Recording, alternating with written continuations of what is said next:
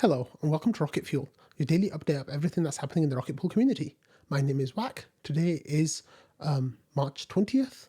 I'm sorry that I've not been around for a while. There was like some family stuff going on, but I'm back now and I'm recording even though I'm a bit sick today, but like quite sick, but that's okay. So it might be a bit of a quick episode just to like let you all find out what's going on, and then you can go and read about the stuff yourself. So today's episode we're going to be talking about Cyfrin Updraft and then new course. We're going to be talking about the exit arb getting rETH back to peg.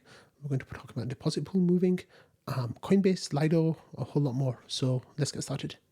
10, 9, ignition sequence start, 6.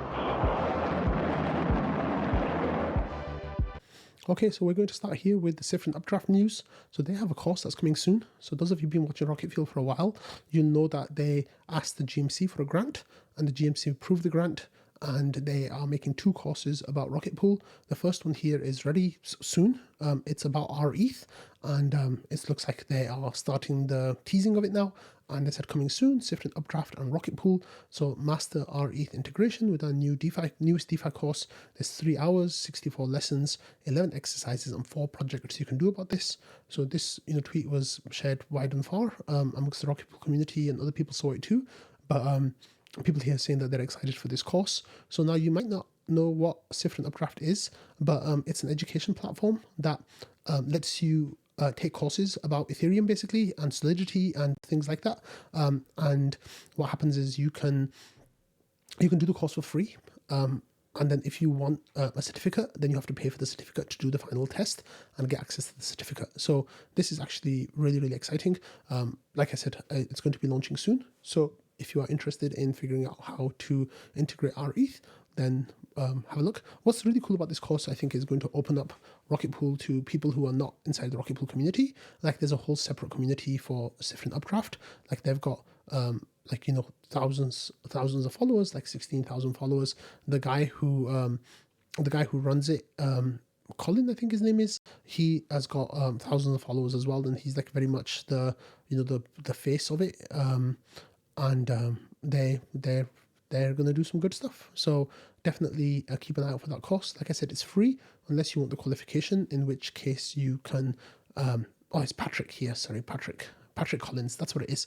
So yeah, Patrick's got 100,000 followers on Twitter, and he's the one I think who will be leading the course. So this is really cool. Like there's going to be a whole lot of people who, like I said, will see Rocket Pool for the first time and start thinking about integrating Rocket Pool into their protocols for the first time. So that's really exciting.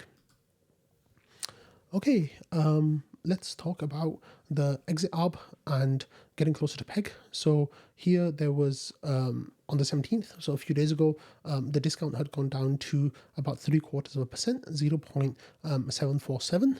And what happened is Thomas started exiting and using exit arb. So here Sneaky was like, what's Thomas doing? And he said exit arbing, and Outlet said no, my discount. So this is the cycle that we talked about on Rocket Fuel like a bunch of times, is that the discount would get big.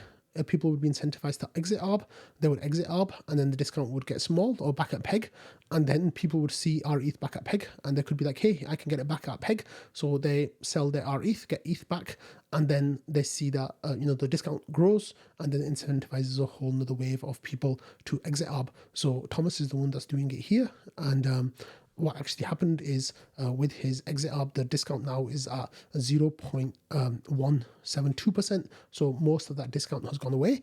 And this is the thing that I was talking about last week as well, I think, or the week before, is that, Hululo had opened a long on rETH against ETH. And that is with this idea that, the discount was going to close. So I think that could potentially be quite a profitable trade.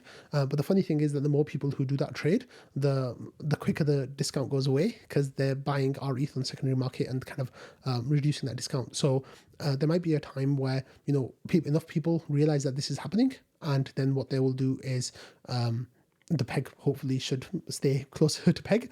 But yeah, we have that exit arb now, which will hopefully let us get back to peg quite soon once the incentives are there.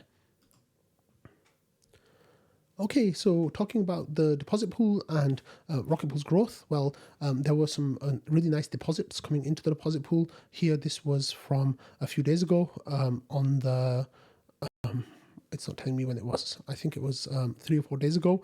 So there was a deposit of 454 ETH, then the one of 972 ETH, and then another one of 999 ETH. It's a real shame that it wasn't 1,000 ETH, because then we would have seen the whale splash. But yeah, that was over 2,000 ETH that came into the deposit pool, which was really, really nice to see, nearly 2,500. So thankfully, there are people who still want our ETH. Now, that person should really have just bought it, our ETH on CowSwap, but that's fine. Like they wanted to go to the protocol, so it brings validators online.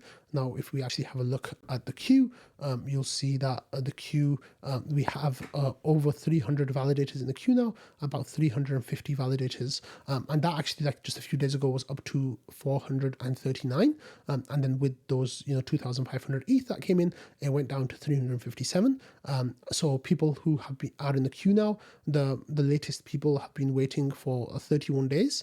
And a few days ago, I had reached 46 days. So that amount is actually still okay. Like gas is so low that even waiting for 46 days, like you'll still get profitable quite quickly. Of course, with the rETH rewards are boosted, so you will get extra rewards, right? So staking rewards compared to solo staking. So that 45 days, I think like you can eat it and like you still end up being profitable. So this was actually the longest we've had now since Saturn 0, up to 46 days. The previous high was 44 days. So it seems like, if you're willing to wait about 6 weeks, 7 weeks, then you can get staking. Now, one thing, of course, to remember is that you'll have to exit your validators come July or August, depending on when Saturn 1 goes through, and re-enter your validators as mega pool, if you want to get those extra benefits of being a mega pool, of course. So that is something to consider as well about joining the validator set. But this actually isn't too bad, like especially since you can start nodes and get validators online for 1 or 2 GUE, which is absolutely phenomenal. Okay, let's move on to some staking news now. And the staking news today, the big news of the day is from yesterday, and this is about Coinbase wallet. And they are saying that you can now get a higher yield on your CBETH, so you get more rewards and less fees. So they explain, what their LST is, their non-rebasing, like wrapped staking token. And what they're doing now is that they are reducing here, etc. says it's not all that clear what the fee actually is now.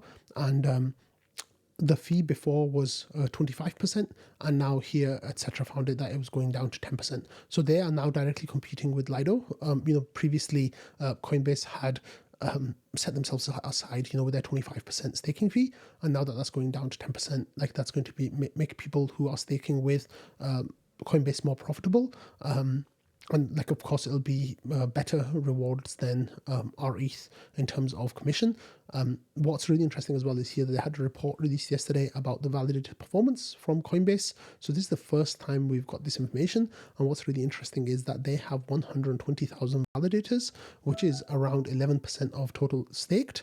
However, they also have staked ETH through partners of around 580,000. So there's some interesting stuff going on there. I don't know who those partners are. So they've had 0 slashing, double signing events since inception. Uptime is 99.75%. Participation rate is 99.75%. Consensus client diversity, they've got 2 clients they use. Execution client diversity, they have 2 clients they use as well. And then relay diversity, they actually use 6 relays, which is actually really interesting because they actually use non-censoring relays as well. So there's some information here about where their validators are. They're in Japan, Singapore, Ireland, Germany, and Hong Kong.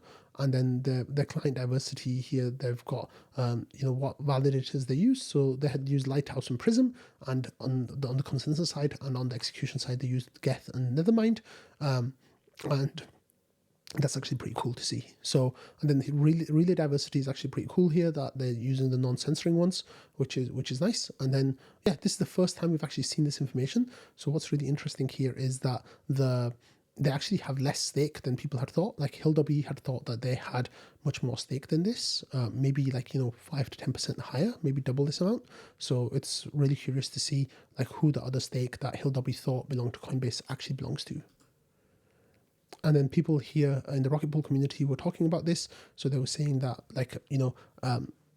CBETH now, the Coinbase ETH, staked ETH, they are going to have a competition with Lido, and that, that's going to be interesting. So that will be one to look out for and see what kind of impact it has. Okay, other staking news here. We have this post from Butter in the EthStaker community, and this was an announcement today saying that, hello everyone, EthStaker has launched the Ethereum Staking Survey 2025 to capture a snapshot of the staking landscape and better advocate for the staking community. Please note that the most sensitive questions are optional, so you can leave them blank if you prefer. And then there's a link to the test, and here's the test. I think I actually did it with you guys last year. I'm not going to do it again with you all this year. Like, you can go and have a look at it yourselves, but yeah, you should definitely take this test. Like, the results, the information is anonymous, and it really helps get an understanding of what the staking landscape looks like. So I think it's really worthwhile for you to spend some time and take this survey. Okay, we had a couple of client releases, and both of them were from Nethermind. So we had version 1.31.6, and we also had a 1.31.5, and this one is a release recommended for users operating on Sepolia, Haleshki, and Chiado. And one of the things that's exciting here is that this allows for the Hoodi testnet, and I will be talking about that next, so I won't say too much about it there. But yeah, this is a recommended release if you are on testnets.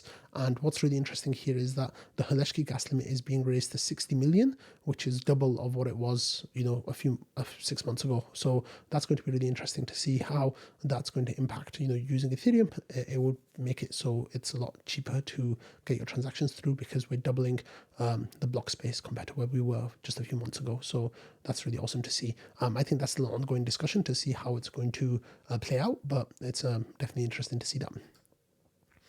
Okay, so with Ethereum news now, here there was the news of the Hoodi testnet. So this, we talked about this last week, is that the Haleshki testnet is basically broken. There are too many people going through the exit queue, and it just makes testing for staking like really, really difficult. So this long-lasting testnet was spun up because Haleshki is dead pretty much, and this one's called Hoodi.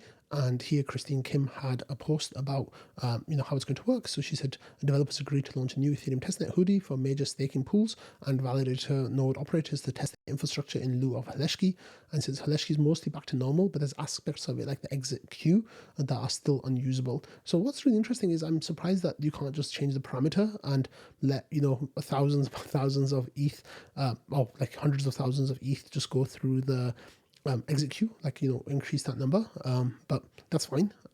Here it's really interesting because it looks like Hoodi is the name of a train station, a metro station in Bangalore, India, but it's also Hoodi. So if you pronounce it with the Hindi, I think, understanding, then it's Hoodi, and if you are just going to anglicize it, then you can call it Hoodi. I guess we'll be hearing both of those pronunciations coming up. The interesting tidbit here from Christine was that here there was Lido representative. So Christine Kim says they chose to do this despite a representative from Lido Finance repeatedly sharing on the call that migrating Lido's testing infrastructure to a new testnet will take Lido several weeks, a month to a month and a half, and likely delay Pectra. So that is a really interesting little tidbit from there. And then Christine says, as a side note, I found it concerning listening to how much manual intervention Lido needs to upgrade safely. Developers acknowledged launching Hoodi and leaving Haleshki untouched may delay Pectra, but it's less work on the part of the client teams to do that. So you can read this whole thread from Christine Kim. So this is from the 14th last week, which was about the all core devs, summary of that call. So there's definitely some interesting stuff in there. And then here you can see the Hoodi testnet is actually up and running. So this is the ETH Panda Ops website, where they have a browser, basically an explorer for the beacon chain on Hoodi, and you can see that it's all proposing, it's all looking good, and there's blocks that are going through, and it's good stuff. Okay, let's talk about Ethereum Beam Chain roadmap now. And actually, no, sorry, Tim Baiko here then said about Hoodi. He said that new testnet has been launched to help wrap up Pectra testing. Stakers, this is your new testing ground. Pectra will activate on it next Wednesday. So that's actually happened yesterday now. I think, let me see. Yeah, no, next Wednesday actually it's a week from now. So, just less than a week from now, 6 days from now. So, Tim says Haleshki will be maintained until September. It still works to test everything except validator exits. So that's cool to know that. Okay, here we have an update to the Beam chain roadmap, and this is some information here about what it's going to look like. And this website is beamroadmap.org, and you can see here that the Beam chain pilling started in 2024, which was at DevCon last year, where Justin Drake introduced the Beam chain. I remember that it was met with a lot of skepticism and derision even, but that's okay. And now we are in the speccing phase, so the pilling phase is done. It seems like most people are on board with the Beam chain roadmap now. One thing that's really interesting is that if you are interested in the Beam chain and like you want to know about Ethereum upgrades, Justin Drake also presented a Bankless Summit last year, kind of explaining the Ethereum upgrades that are coming, around the Beam chain as well. And thankfully, that was really good, information there. So it looks like the speccing has started now, and that is going to go on for pretty much another year. That's when the building will start, and then it looks like we'll be finished at the end of 2028 or early 2029. So good stuff. And then here, Drag says the pilling phase is done. This is extremely bullish as it makes the go-to dunking joke against the Beam chain obsolete, and that means that you can actually go and understand what's happening now. Okay, so in some other news, we had this upgrade from the update from the SEC about the XRP lawsuit. Now, this was one of the last lawsuits that was still open, and what happened is that people weren't quite sure why the SEC hadn't dropped this lawsuit, and it seemed like there was some backroom dealings going on between Ripple Labs and the SEC trying to get a more favorable deal. So this is news from yesterday, so I don't know what the full details of it are, but if you want, you can go and read this Watcher Guru article about it. And finally, there was this really, really great investigation from ZachXBT, who revealed the identity of the person who is the hyperliquid short on long person who's using hundreds of millions of dollars worth of leverage to open long and short positions. And what Zach did here was just absolutely amazing. All these different threads that he just kind of pulled at and chased around and looked, and what actually happened is he was comfortable enough at the end of this to say that this person is the hyperliquid person, and the ETH and Bitcoin that they're using is stolen, and this person is called William Peckover, and it looks like they are English and they have a criminal record of previous arrests. But yeah, this is really, really, really interesting. So yeah, definitely give that thread a read. It's just amazing, the kind of piece of information that ZachXBT is able to find and pull out. But this is it's got 1 million views and 10,000 likes pretty much. So that's really awesome. So that's the end of today's episode. So I'd like to say sorry for missing so many episodes this week, but I'm back now. Hopefully I'm feeling well enough to record tomorrow. Sorry that today's episode was a little bit rushed, but I'm just not well enough to really dig into all these topics. But yeah, I'll be around tomorrow, so I'll see you all then. Bye.